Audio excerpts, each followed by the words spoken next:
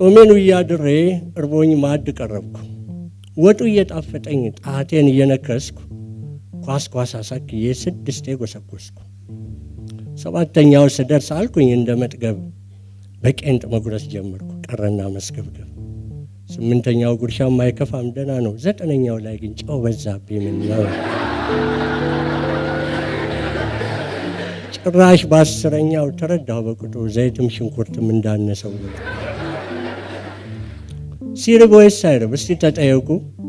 ባቄላ መፈልፈል ጥቁር ጤፍ መናቁ።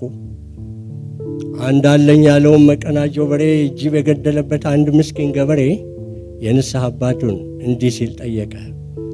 መልሶ አሉታ እንዳይሆን እየተጨነቀ በሬን ጅብ ነክሶት ሳልባርከው ሞተ እንደ ሃይማኖቴ። ግን ባይባረክም ቢርበይ በላሁት ቢታጠፋ እንጀቴ። ይሄ ኃጢአት ነው ወይ ይንገሩኝ አባቴ። አባም ጭራቸውን እየነሰነሱ እዝን ትክዝ ብለው ይህንን መለሱ። ሳይርብ እንጂ ልጄ የራበማ ለታ ጅቡንም ብትበላው አይቆጣም ጌታ።